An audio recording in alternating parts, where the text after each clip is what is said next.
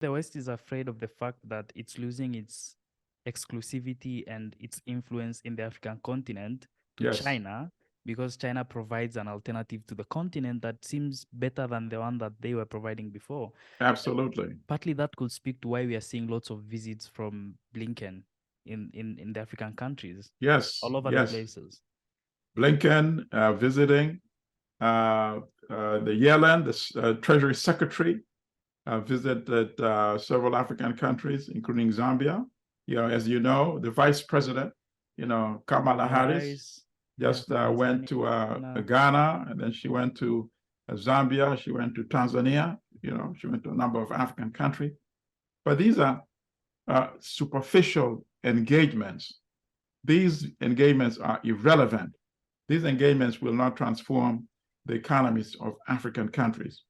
When the Chinese visit, they're essentially following up or setting up for substantial and substantive engagement with significant amounts of money that are being put in African countries.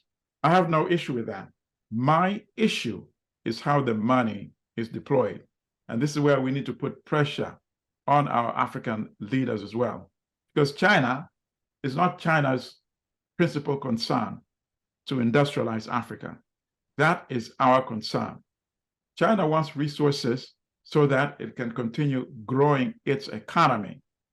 Our leaders are not making the best deals. They're not making the best demands. They're just taking the money, which is insufficient because money has not transformed Africa.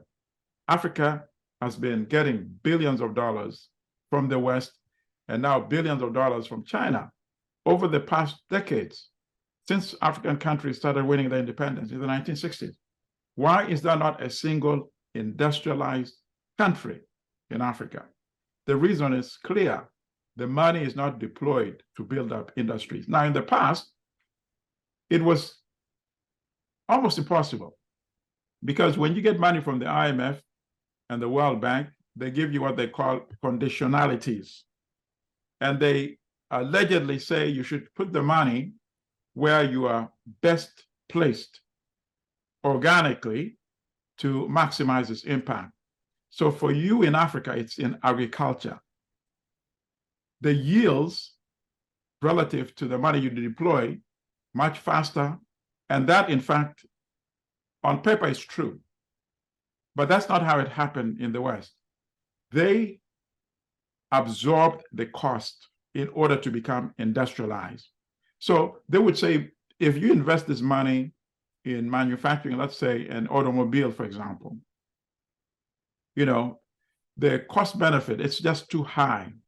It's better and cheaper for you to just import a car from England, where the cost of production is much lower because they've been doing it for a long time.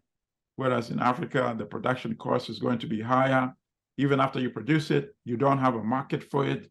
You're going to produce cars that nobody will buy, essentially. And number one, since you're just starting, the quality is not going to be good. All of this is true, but that's called biting the bullet. That is something all of them did. Yeah. The initial cars they produced, even Ford, it was something it looks like you could make at home, right? Okay. But that was then. It's by constantly producing and perfecting. Yeah. That is why they produce the models that they produce today. When South Korea started producing automobiles, the same thing. In the beginning, people would laugh at it and say, oh, made in South Korea, right? But look where they are today. And how did they manage to do that? They closed their market to imports.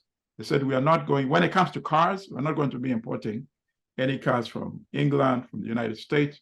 So they put very high taxes on that tariff to give their own domestic industries a chance to start producing, to improve the quality, and dominate the domestic market.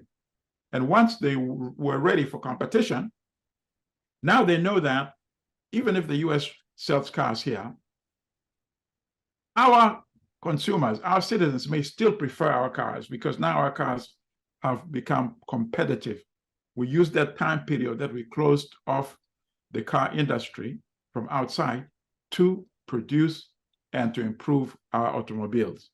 But the World Bank and IMF will not allow any African country to do that, because they talk about free market.